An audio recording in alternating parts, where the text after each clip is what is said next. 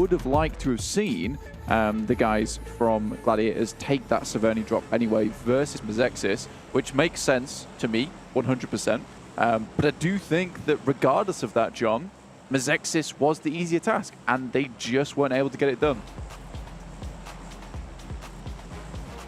South side of the island now will be the adaptation necessary. Teams dropping out early. Falcons will be out over Milta. Everybody else will disperse from there, so the paths up to the north will be a little bit more contested. We'll see those conflicts come through relatively soon. It's been great to see teams start to step up today. D+ Kia, DRS as well, continuing their upward trend since yesterday's games. Absolutely. I think for D+ Kia, they have done a great job today, and I think it was only a matter of time before we start to see them step up a little bit. You do look at D+ Kia as a Korean team that really coined that whole playstyle of just going center, taking that center position, and having a great time from that spot. It worked out really, really well for them overall. I do think that looking at D+ Kia, though, a little bit more closely, they are less struggling towards that edge play in the end game. I think they were finding it a little bit difficult yesterday to get towards that center position, but I think they've cracked the code now. They just need a little bit more time. We have to remember that this is a region that doesn't often play international events as well. So the fact that they're coming into this one, they have got a lot to learn. They've had a lot of homework to do as well from their pretty inclusive region, which just contains them and Japan a lot of times. So I think they've done a fantastic job coming into the day, getting that homework done, getting that analysis in, and now they've figured out how to play it. Because every time they do come to these international stages, we do see the D+ Kia actually perform very, very well. And they're just so slick with their movements in the end game. They have made some really, really solid decisions in the matches today, as you say, towards that end game. Right now, they are on the north side of a 4-team cluster over just to the north of Shelter, southeast, or just to the east of School. D+ Kia currently find themselves. You've got Aton there as well, Bigatron and Sem9, all around that sort of area, who are going to look to spread out the circle. Hard west shift. Saw some pistol action at the start of the last game, and Mello wants to continue that into this one. Unfortunately, won't be as successful as previous entries. Unfortunately not. Taking a look at the quick standings though, 96 points there for Vampire. D+ Kia behind them just by a few points, 79 points. Gladiators have dropped into third place after not accruing any points on that last game. DRS up to 75 and Falcon up to 75 as well. So Vampire's lead at the start there. They've actually been able to catch up to them now. So for Vampire, yes, they were able to get a good performance on yesterday, and I think they did a great job yesterday. And we can't underestimate how strong that performance yesterday was. So I think coming in today, it's only natural they have a little bit of a fall off in terms of performance. We're still waiting for that massive resurgence of play coming from Vampires, but they're consistently making it towards that top 10. I think they've got a lot of good finishes. Gladiators, on the other hand, they're just struggling towards that final push. A lot of times we see them make some very good decisions, hold it down. They're all about that control a lot of times, but unfortunately, they are having the same problem that DRS were having yesterday, which is just not enough aggression. They need to be shooting at more people. They need to be taking these shots, taking these engagements, and having more presence, because you can have all the control you want in terms of information, but what they don't have at the moment is that firepower, which DRS have fixed now today. They've had some really good games. They're less passive. They're more confident to take these fights once they find their way in, because they are very slippery at the moment, able to find their way in all over the place of the map, which is just showing a great sense of macro from this side. It's something that we were expecting coming into this tournament, is that the whole lobby has a lot more power. It is so stacked across the board, right? So you're seeing these teams that are just able to swing from absolutely any region and play out those corners very, very well. That's exactly what we've seen from those up steps, those upticks in performance. Great to see. I'm looking at the map right now, and I know that Kalaris is unhappy that he's not on this game, because iCurd have gone for one of his favorite drops on Erangel. It's the split West Coast drop going through, and they're going to be playing in a circle that favors them as well. Yeah, it's a great drop at the beginning of the game. Kalaris would say, you know, there's a lot of compounds here that people just tend to ignore. It's not exactly trash loot either, John. You can get some really good stuff from this location. There's vehicles over here too. So it's a good place to start out, especially if you're lacking in any decent position at the start of the game to drop into. So I think for Iker, they're very happy with the situation. They get the circle on their side too. Vampire can definitely play a strong game from this position. They were gifted their spot down towards Primorsk. They're currently on that 2-2 split between Primorsk as well as Quarry. So this is going to work out well for them. The two guys up front, Schweppes and Ravenclaw, very much known for their scouting capability. I think Ravenclaw hits some of the longest shots on this team. So the fact that he's up front, you know, using his elvish eyes to his advantage is great news. Silas caught, maybe unsuspecting that Iker are playing in this area of the map. Lose a player, Silas down, and that is a pretty good spot now for Iker to force S2G to be part of their buffer that they can establish towards those Gatka fields. One of the main vulnerabilities of these positions is, of course, people crashing into you as you have that split drop. But if you have more teams out to your east, it's almost like an early warning system, right? You hear those teams move past and shots start to pop off. It's very obvious that teams are coming your way. It's really nice as well, considering it's a fielded area to that eastern side.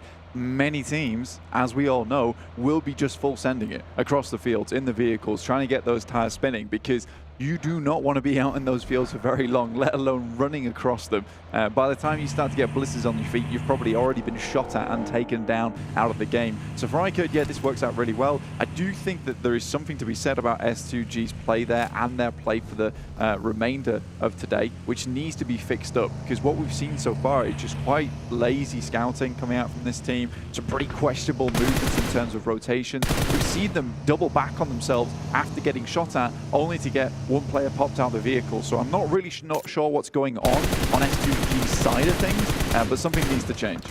Gladiators trying to move past Yokohama Donuts. Wheels just about surviving. Somehow the buggies don't spin out, and the Gladiators managed to get past to the tree line on the south side, just north of Ferry Pier. They'll be happy with their position here in this compound. Fairly solid in terms of sight lines that can control around them, as well as options to move through in the future. Yeah, for sure, man. I think for Gladiators themselves, they've had a bit of a rough start to this tournament. Not in terms of their point scoring, because I think it has been decent, but there have been many opportunities for them to take this all the way, to take a chicken dinner, yet they are really struggling in these end games. And I think that a lot of times, because of this 18-team lobby, not making excuses for them at all, by the way, they do get a lot of players coming towards their location, and they are at heart a paranoid team, which is a little bit more acceptable when you're playing in a 16-team lobby, where, you know, a lot of times when you get to that end game, there's only so many teams you need to be keeping aware of. But we were getting towards Zone 4, Zone 5 on one of those angles down towards the coastal area on Farm, where we had 63 players and 16 teams around Zone 4 and Zone 5, which is absolutely crazy. Normally you'll see a little bit less than that, but obviously with more teams in that lobby, yeah, does make it pretty tricky. Players starting to move south. You've got Aton moving on the north side of Gatka. They did drop over towards the mansion prison shelter area, so they have swung all the way out through that north side, and they're close to Iker now on their split rotation. FaZe are playing all the way on that west coast, and that is a very big west shift. Good news for FaZe, good news for Iker if they can regroup. Yeah, pretty awkward spot to be playing around, honestly. I am not a huge fan of this position, especially when I'm playing in my own games, just purely because a lot of the time it's rolling hills up the coastal side, and you sort of want to be able to shunt yourself over towards the coast, towards the beachhead for that cover. But there is going to be several fights taking place all on the line on this coast, where these rolling hills will eliminate sightlines. And so it's just going to be third party after third party as each team concludes one and will be on to another. It's very difficult to play in, and it takes some real brains to be able to control that area, as well as a lot of force behind you too, which certainly some of these teams currently have. Everyone is grouping up very quickly as we already head into stage 2. Yangon Galacticos having to fend off the roll-up for SEM9, and it's going quite well, but unfortunately they've already lost 2. Depp is down, took the dip there, but Romeo traded off for it. Just cute Loki. Left standing at the top of the hill to face off against 2. Mikial and Kenny both wanting to find the final player, but a nade evens the numbers, and now it's a 1 versus 1. DBS in hand, sure, but that nade looks pretty good. It's around the right tree, just breaking wide from Kenny. Means that He will dodge the majority of that damage there. Sends another one going a little bit longer that time. Didn't cook that nade too long, but Pubg Loki yet to really find the value for it. A lot of damage poured into Mikiel to stay alive. Looks for the res, can't quite tap it on fully, and there we go. The spray and the knock. Waiting for the heal, and a really nice 1-2 tap there from Cute Loki to keep Yangon Galacticos in the running.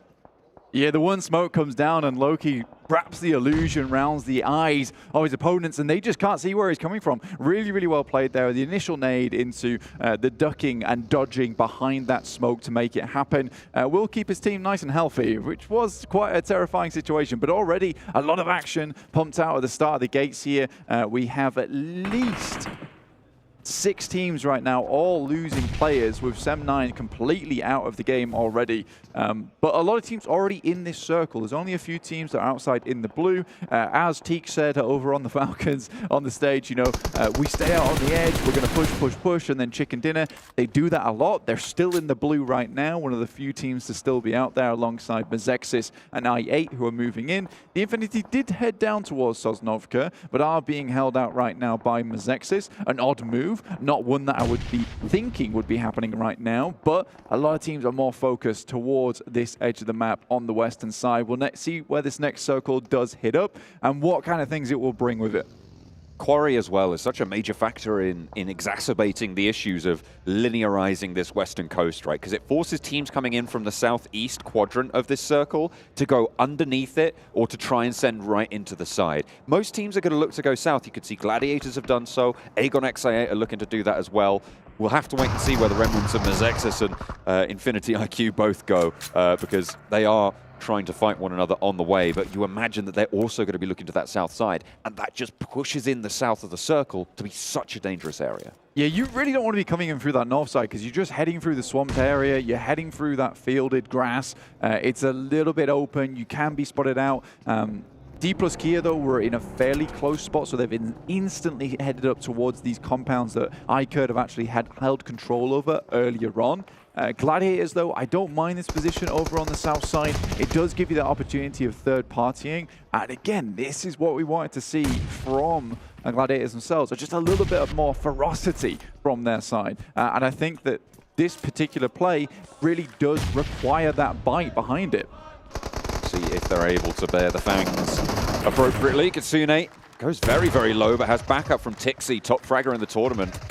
Doing a lot of work for the team, but does go down there in an unfortunate trade with Missile. The team will roll straight on through to try and trade, but Matic falls as well. He's going to get flushed out, and Missile just about goes away there. And Meku now the last standing. The Gladiator is under threat. How has that happened? 2 players from Yokohama Donuts take them down. That is disaster striking for the Gladiators, but Vampire looking to try and play another story, play another tune as Prestige takes them out on the staircase. Last player standing for R8, trying to trade off with the DBS in hand. It's doable, but it's not going to happen in the face of Schweppes. Cannot stand up. What a horrible spot to be in there. And this is just the problem with the DBS right now, is that you get one player with it. A lot of these situations where the 1v4s just weren't possible have now been opened up. So the DBS, problematic in that sense. If you're going up against it with an M4, it looked like Vampire were trying to institute there, because they are playing off in an area where they really would like to get some long sight lines. So you can understand why they would go for the double ARs. It is interesting. So I think for them, going up against that DBS, not ideal, because they're going to have to pump the bullets in, whereas just one shot from that DBS will take you down. So a little bit difficult. I'm glad they didn't face one by one. They all went down the stairs together, made sure that they were able to refrag off the back of one another. So yes, they lost a player, but it was salvaged in the end. 3 players, not ideal, but it'll do. Apparently it's enough to take down the Gladiators, though. As we saw just then, it was 3v4 coming through from the Yokohama Donuts Varel squad. And that's just not something you can afford to happen. That's where we saw 1v1s being given, right? That's exactly what you said Vampire didn't do. We saw Gladiators go for instead. They tried to go for these players. Tixi went out a little bit too early. The instant refrag wasn't there. They didn't have those sightlines to control. They pushed around, stepped in, and great performance by Missile, to be sure, but you can't be giving them those opportunities. And they go down for it. Yeah, it's a real sloppy start. There's no smokes. There's just the surprise factor coming through. And I think for Gladiators there, they realize that this play is a pretty desperate one at that point in time. They just want to get into the circle, get into the zone where they can start to play out, get some scouting done, realize where the players are in front of them, because you know with this circle, you want to be as close to the action as possible so you can start to have a little bit of influence around the lobby. Already though, we got BTR coming up towards D plus Kia, see if they can keep going on their streak, and from behind the door, Forest will take down one, looks for another. Call him the lumberjack. The Forest taking everyone down. Alkev through the window, finally able to slow him, but will it be enough to stop the train? No, sir. Forest still alive. Rezable, but Yangon Galacticos over the ridge. Goodness me. And we can keep going with the old LOTR references, because Forest just assumed that BTR there was Sauron. Very much not happy about that situation. The Ents do finally go back to war and keep D plus Kia back in the action. A great play from them, and they can continue to play from that northeast side. Very critical that they get through that engagement with 4 players still up and running, because it is not going to be easy to get towards the center of this circle now. You need all the sight lines you can get here on forwards. They do have a couple of vehicles. You can see there some do not have wheels, but some do. So they at least have 2 to get through this horrible fielded zone. I think right now Aton have a strong spot in this compound up towards the northern side, which looks down upon a lot of the rest of the lobby. Looking at teams that might be able to find a way into that position. You've got Alpha 7 with Carrillo scouting down south to maybe crash onto Aton. Difficult push because you've got D plus Kia on your east side across the fields, as we just saw. FaZe as well on that beach side, but if Alpha 7 can make it to those compounds, potential to take it from them. From the south side, it's a lot harder to assault onto this compound though. Yeah, I mean, this is a really quite a difficult circle to be playing in. I think if we're taking stock around the area, obviously you have the roadside over on the east, which does cut a lot of this up. FaZe currently playing over towards the hillside itself on the northwest. Obviously, this isn't going to give them the best route into the circle, but it's certainly going to give them a position to take shots towards people who are already in the circle, in which case they can immediately fly in, take up that position, and that's probably what they're looking for, because they have excellent sight lines going forward. Alpha 7 hoping to stop FaZe from making this one happen. They do get these shots off. Alpha 7 need to be ready to receive, and quickly, because you know that at some point, as this next circle comes through, FaZe will have to cross this road, and that is so treacherous. Being split up on this circle on either side is horrible. Forest here, very quick on the trigger, really good reflexes to see exactly where the players were coming from. Did just enough damage to help the rest of his team actually take down the final player from BTR as well. He has been on an absolute clinic today, even getting 7 eliminations on that last game. By the time, a lot of these players had just got 1 on his side, so very, very well done. Really, really solid stuff, and it speaks to the increase in power we've seen from this roster.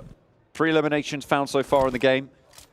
I have to go a little bit further across the way with the circle as it falls. Teams on the south side looking to maybe go into a little bit of conflict. DRS moving up to the vampire position now on the southwest side. 3 players have made it to the wall. Delta goes down to a nade from Schwepp. That's a really good start for the hold from Vampire. Ravenclaw puts another one straight down the middle. Schwepp tries to split the difference, moves on to the outside, but the nade from Killer lands on its target. Rules is low, but still alive and cooking. He will be lobbing it straight on into the building as well. Schwepp needs to dodge it, but can't quite get out of the way. The shrapnel finds the mark. Rules heals up as well. A lot of value on this early push. Ravenclaw has been flushed. It's now just Stone from Vampire. Yeah, he has to pull something special out the bag, and I think that it's going to be the retreat approach for him, as Schweppes will go down. You'd imagine Stone's just going to try and live out a little bit longer. I think they realize right now that their lead is dwindling a little bit. D plus Kia, the closest behind them right now, with 4 players still alive, 3 eliminations found 2. So Vampire need to get something of like a top 5 just to keep hanging on, because D plus Kia on this game, if they can rotate in from this northeast side to a strong position within the circle, they can have an excellent game ahead of them. And I think a lot of the teams towards the center are damaged. S2G, for instance, they're currently running with just 2 players. Yangon Galacticos are heading over towards S2G. If D plus Kia spot this movement, they can follow up on top of this. FaZe looking to move in at the same time. Alpha 7 making their way down south. FaZe took a knock over towards Ventores, which puts them on 3, but they are behind some cover, maybe looking for that res. You can see 2 players just over the way going for it, and they will have a little foothold into the zone. But Alpha 7 have the high ground. This is going to make FaZe's journey so much harder. Yeah, I mean, Alpha 7 made the 100% correct decision. I think they knew exactly where FaZe were playing.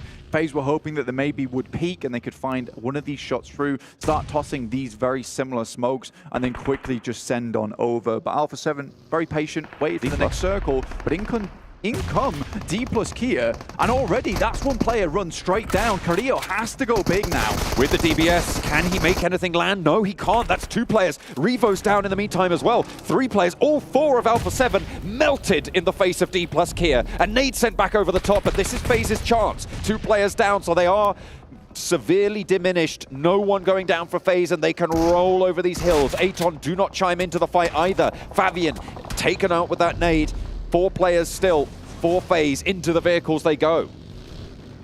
Guardian Angel comes through for FaZe and opens up the path through. I think that for D plus Kia, that's got to be an assumption that's made, right, where you wonder, why is this team holding here? Why are they not further down? And that road crossing is very, very difficult. And you saw the speed at which D plus Kia removed Alpha 7. FaZe were a little slow getting across that road, but it didn't matter. By the time you get into that position and you're trying to recover, the nades are already over the top. So I think D plus Kia could have maybe slowed things down just slightly before FaZe had to pour over the top. Great initial push, great damage, and great elimination over towards Alpha 7, but the foresight just not there. Aza absolutely demolishing the ICURD peak there to try and keep the Falcons alive, which they desperately need. 2 of them are down on the floor. Another smoke, I think that was launched forwards with the DBS through the smoke. That is such a dangerous sound to be playing with no hard cover. The rock, though, is there. He will be able to hide behind it, but not for long. Turns the corner, does the job. 1 player from ICURD remains. DRS down towards the southwest side. Once again, have found that position. They're wily, man. They're very good at finding these positions around the map. Aton Esports come out of nowhere, and FaZe feel the brunt of this one. They need some support. They need some help, as Onzen is able to pick off 1, but Ventores and Mormon most likely will now fall. That's 2 players down for Aton, but the recovery for them a lot easier than FaZe. Both of them in this resable position. You can see Zohan just committing to both of these right now. They are going to have to move because the zone is already pushing. Can you get everyone back into the fight? It's going to be tricky. Aram from ICURD crawling away, and Team Falcons will be drawn short here. Infinity IQ will slow them down, but will they be able to stop them? That's still a question that needs to be answered here, because it is looking a little bit shaky. Ferrari, Kaidula, both having a say into the fight, but shots across the way, the third party's there. And actually, Aram chimes back in, and an aid from the Falcons seals the deal. What happened there?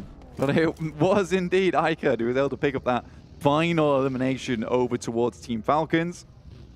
Aton, they're on the high ground currently. Romeo Boy comes up, and Zohan has absolutely no idea. He needs to go to confused.com and sort something out, because goodness me, he was in a different world. Looking for some sort of payout there, but it's not really going to be too easy to make that claim.